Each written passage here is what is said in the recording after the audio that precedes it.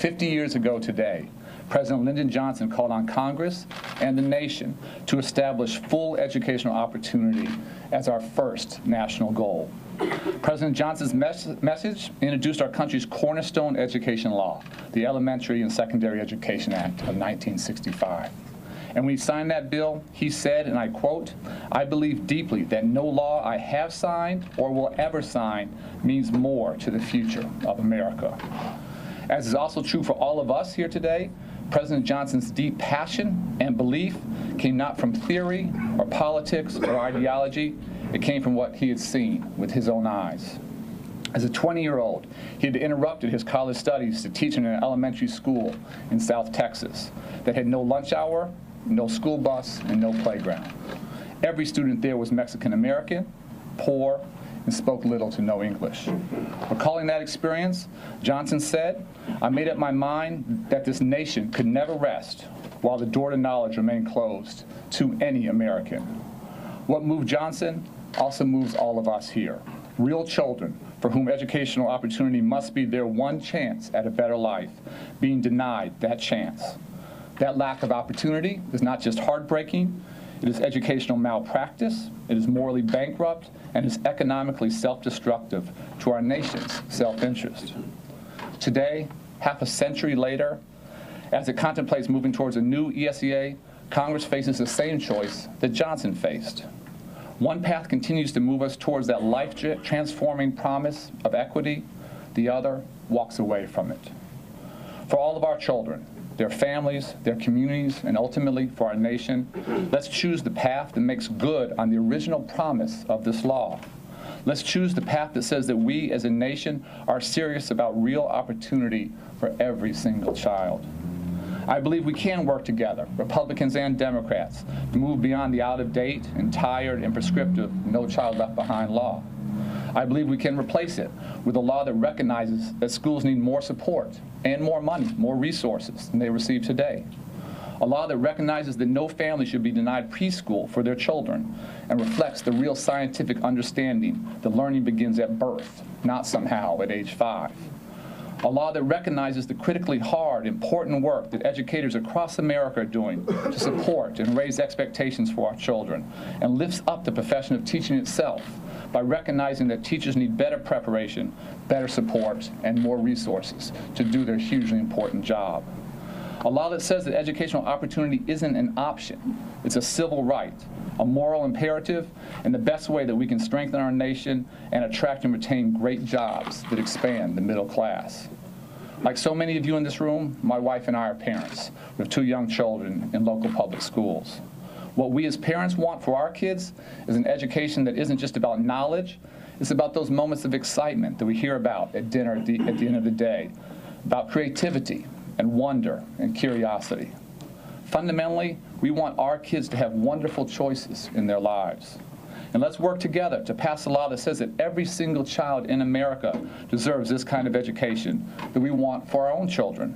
The days in which lawmakers support schools that are somehow good enough for someone else's children, but not for their own, those days must be over. And please take a minute and think about both the magnitude of the opportunity and the urgency of the work ahead of us. In building a new ESEA, we should celebrate America's real progress towards full educational opportunity, while being absolutely honest that we have so much further to go to achieve that vision, and that it would be an enormous mistake to turn back now. We must begin every conversation by looking at student achievement. Nothing is more important. And the very encouraging news is that in so many measures, we're making important progress. That progress is revealed in our highest ever high school graduation rate, in the millions more now in college, in overall achievement gaps that are narrowing, and those gaps that are insidious along racial lines are shrinking. It's striking to me that today, Black and Latino 9-year-olds are doing math at about the same level as their 13-year-old counterparts did back in 1970. In the last 15 years, leaders from both parties have agreed to focus on the progress of all students and to take action when some fall behind. Opportunity gaps and brutal truths are swept under the rug less often. Meaningful action is more frequent, and over the past 15 years, the difference for our nation's children has been profound. Today, a young Hispanic person is now half as likely to drop out of high school and twice as likely to be enrolled in college. The number of Black and Hispanic students taking AP exams has increased nearly 5-fold. Does that mean that Black and Hispanic students today are somehow 5 times smarter than they were before? Of course not. They simply have 5 times the opportunity to demonstrate their intelligence, their desire for rigorous coursework, their work ethic, and their commitment to building positive futures for themselves. For the first time, 4 out of 5 students are completing high school on time. And Black and Hispanic college enrollment is up by more than 1 million students since just 2008. Think about what that increased educational opportunity means not just for their young people, but for their families, for literally generations to come. But for all that very real progress, as Wade said earlier, we cannot allow ourselves to believe that we are yet doing justice by all of our young people. And frankly, everyone in this room here knows that we're not even close. And the desire to right that wrong is what fuels the passion in so many of us. We're not there yet, not when other countries are leaping ahead of us in preparing their children both for college and the world of work. We're not there yet when millions of children start kindergarten already too far behind, simply because their parents couldn't afford preschool. Not when thousands of preschoolers are being suspended. And sadly, we know exactly who those 3- and 4-year-olds often are, our young boys of color. Not when 1/3 of Black students attend high schools that don't even offer calculus. Not when across the nation, far too many students of all races and all backgrounds take and pass the required classes for high school graduation, and they're still not qualified to go on to public university and take real college-level classes. Collectively, we owe our children and our nation something so much better. Together, let's choose the path that expands opportunity for every child, strengthens our nation economically, improves resources for our schools, and supports and helps to modernize the very teaching profession itself. Let's choose the right path forward. The path forward hews to core American ideals of fairness and justice. It recognizes that equal educational opportunity is a national priority and a national responsibility. And this year, we estimate that the nation's public schools have become majority minority for the first time, and equity and excellence matter more than ever. I deeply believe in that mission, and I want to lay out for you a set of core beliefs that I think should form the foundation for a new ESEA. I believe every single child is entitled to an education that sets her up for success in careers, in college, in life. I believe education cannot and should not be boiled down just to reading and math. I believe the arts and history, foreign languages, physical education, financial literacy, after-school enrichment are as important as advanced math and science classes. Those are essentials, not luxuries.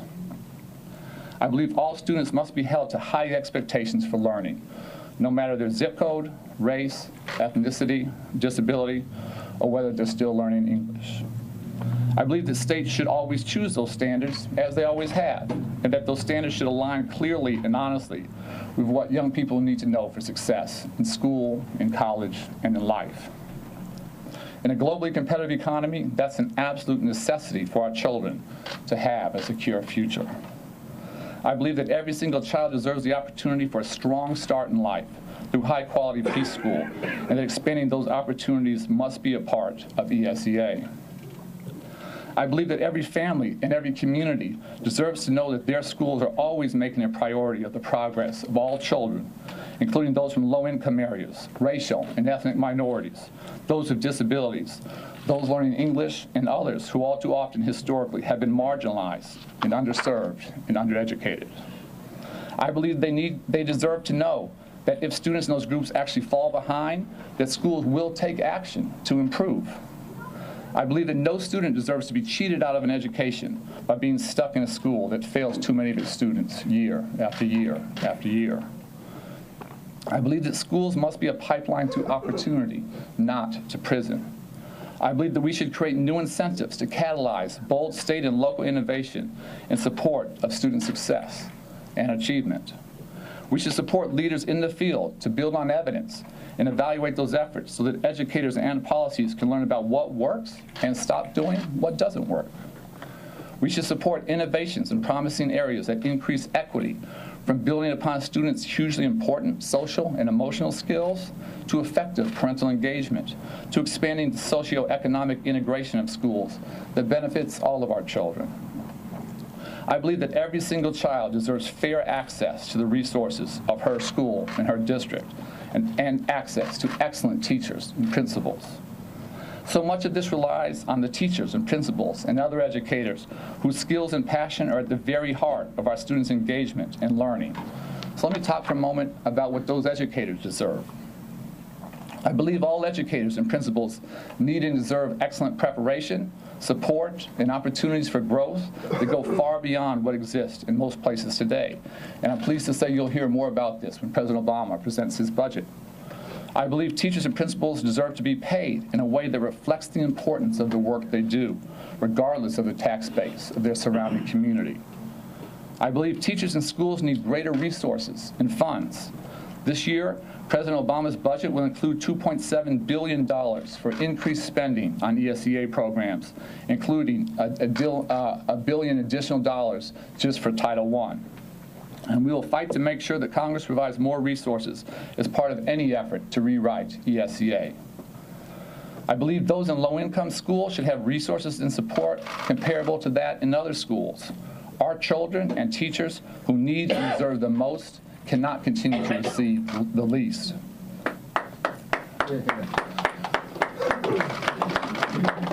I believe that all teachers deserve fair, genuinely helpful systems of evaluation and professional growth that identify excellence and take into account student learning growth.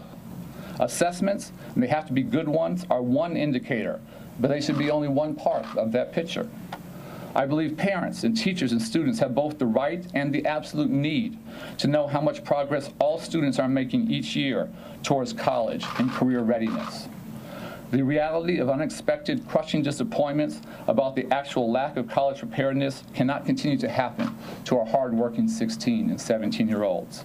It's not fair to them, and it's simply too late. Those days must be over. That means that all students need to take annual statewide assessments that are aligned to their teachers' classroom instruction in reading and math in grades 3 through 8, and once in high school. But I think we need to do more to support schools and educators and families and students in this time of enormous change, when so many states and districts are courageously raising the bar for student achievement. Assessments, the tests themselves, have been and should be an important part of this debate. We must be very, very thoughtful here. I'm absolutely convinced that we need to know how much progress students are making, but we also must do more to ensure that the tests and time spent in preparation for them don't take excessive time away from actual classroom instruction. Great teaching and not test prep is always what best engages students and what leads to higher achievement. In too many places, there are simply too many tests that take up too much time. I know many educators and families and students are frustrated about that. We need to take action to support a better balance. And that's why we'll work with Congress to urge states and districts to review and streamline the tests they're giving and eliminate redundant and unnecessary tests and provide support for them to do exactly that. We'll urge Congress to have states set limits on the amount of time spent on state and district-wide standardized testing and notify parents if they exceed those limits. We want to empower states to accelerate the efforts they're already taking in this area. Places like North Carolina and Maryland under Lillian's leadership, and New Mexico and Rhode Island, to carefully consider the tests students are required to take to make sure students have time to learn and teachers have time to teach. Sometimes educators are better at starting new things than we are at stopping things. Several decades of testing ideas have sometimes been layered on top of each other in ways that are redundant and duplicative and not helpful. To help states and districts make those changes and come up with a more coherent strategy, the President will request funding in his budget to help improve the quality of tests and to get rid of those that are unnecessary. Right. The call for thoughtful change from educators and families has been absolutely clear. Let's hear them and let's take action. Offering America's students more and supporting their teachers and principals better won't happen because of wishful thinking or pretty political speeches or sound bites. It will only happen when we, as a nation, make a deliberate choice for equity, a deliberate choice to insist on excellence for all of our nation's students. I promise you, This won't be the easy path, and it won't be the path of least resistance. But I'll quote one of my personal heroes, Marian Wright Edelman, who has fought for equal opportunity for half a century. She simply puts it, if we don't stand up for children, then we don't stand for much. Yet there are some who believe not just that this fight is over, but that we should head in a very different direction. Now let me say very clearly, I respect my Republican friends in Congress and their commitment to education. For example, there's a strong bipartisan interest in expanding support for high-quality public charter schools, and governors in both parties have been great partners and leaders in improving education. And I'm absolutely committed to continuing to work together. But if recent bills and news accounts and public statements are any guide, I'm deeply concerned about where some Republicans may be headed on ESEA. I believe that we may have fundamental differences with some congressional Republicans about whether or not the quality of education for every child, regardless of the zip code or where they live, is an essential interest of our nation, or whether it is simply optional. But I am by nature an optimist, and I do believe that we can come together on these vital issues. I believe our best hope, maybe our only hope, is absolute honesty and transparency, and that begins by asking hard questions. Will we work together to ensure that every single child has access to high expectations for learning that will engage and challenge and prepare him or her for success in college, careers, and life? Or is that optional? Will we work together to ensure that every parent's right to know every year how much progress their child is making in school? Or is that optional? Will we work together to ensure that every public school makes a real priority of the educational progress of minority students, those living in poverty, be they rural, urban, or someplace else, those with disabilities, those still learning English, or other groups that have struggled in school in the past? Should unacceptable achievement gaps require action, or is that simply optional? What about schools where year after year, huge numbers of students drop out or never learn to read? Do families have the right to expect that leaders will put in place meaningful supports and a real plan for improvement? Or is that optional? Will we work together to expand access to high-quality preschool so that too many of our children don't start school so far behind and our nation doesn't continue to lag so many of our international peers? Or is that optional? I know, we all know, that we need to take a strong stand on a new ESEA, and one that will let us answer yes for every child. Educational opportunity cannot be optional for any child anywhere in this country. This country cannot, we need to stand strong for accountability that ensures that our children are making progress and that taxpayer dollars are producing real results for children. And let me just take a moment to say a few personal words about why this is so important. In between my junior and senior year in college, I took a year off to help at my mother's after-school program on the south side of Chicago and try and figure out if I really wanted to devote my life to this fight for educational opportunity. One of the students I tutored was a basketball player at the local high school who was studying to take his ACT. He was a great kid who had done all the right things. In a very violent neighborhood, he had stayed away from the gangs. He didn't drink, he didn't use drugs. He was actually an honor roll student with a B average and on track to graduate. I initially thought this was absolutely a young man who could beat the odds and defy the negative stereotypes of young black men. But as we started to work together, I was heartbroken to quickly realize that he was basically functionally illiterate. He was reading at maybe the second or third grade level and was unable to put together a written paragraph. Tragically, he had actually played by all the rules, but had no idea how far behind he was. Throughout his life, he had been led to believe that he was on track for college success, and he was nowhere close. The educational system had failed him, and the buck stopped nowhere.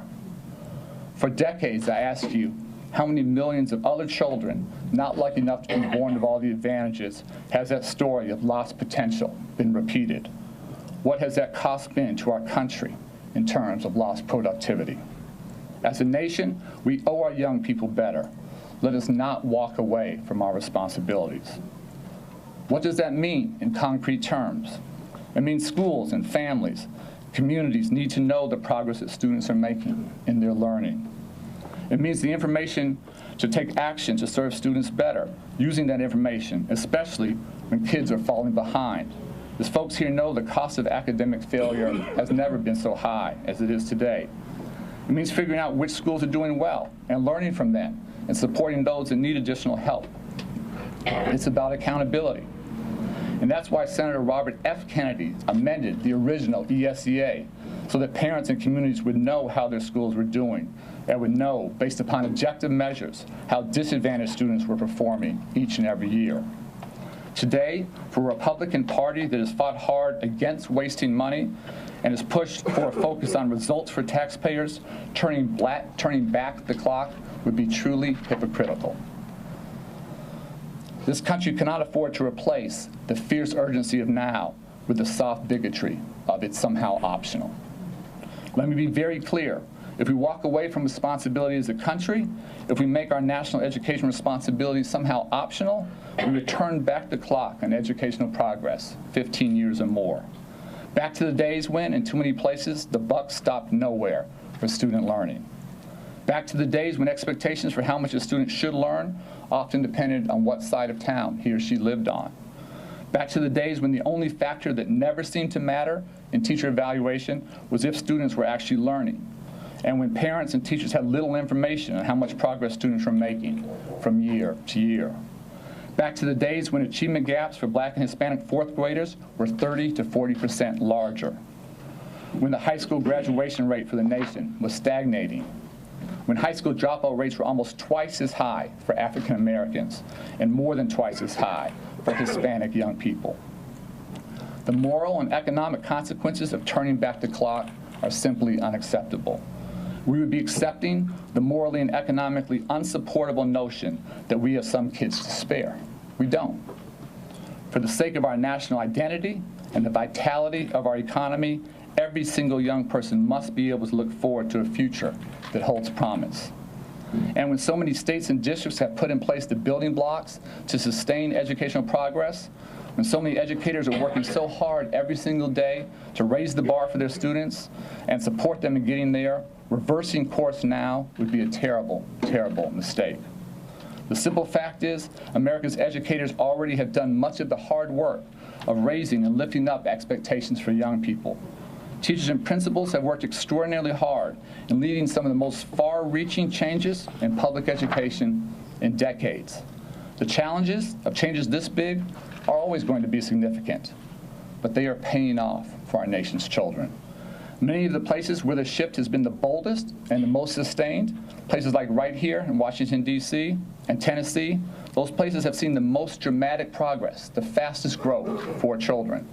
Teachers and parents and school and community leaders, and very importantly, students themselves, are working hard and working together to make that real change, that real progress possible.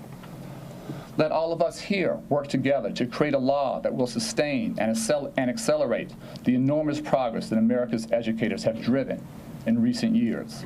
Let's dispense with No Child Left Behind and give states more flexibility. No Child Left Behind created dozens of ways for schools to fail and very few ways to help them succeed or to reward success. We need to do exactly the opposite. Let's work together on a law that fosters innovation, that advances equity and excellence, and supports children and educators. A law that will ensure that every young person in America is prepared for a future where success isn't based upon just what you know, but on what you can do with what you know. In the end, there's much we can debate in ESEA reauthorization and areas for productive compromise. But Congress must not compromise the nation's vital interest of lifting up all students and protecting the most vulnerable. In America, education has always been a bipartisan cause, and it must continue to be that. We all need to work together to ensure that education fulfills its great promise as the great equalizer for our children. I look forward to continuing to work with Chairman Alexander and Senator Murray and Chairman Klein and Representative Scott and so many of others and many of you here in the room today to reauthorize and fix ESEA. We are at an educational crossroads in America with two distinct paths moving forward. This choice, this crossroads, has profound moral and economic consequences. In making choices for our children's future, we will decide who we are as a nation. For the sake of our children, our communities, and our country, let's make the right choice. Thank you so much for all of your hard work. Thanks for coming here today.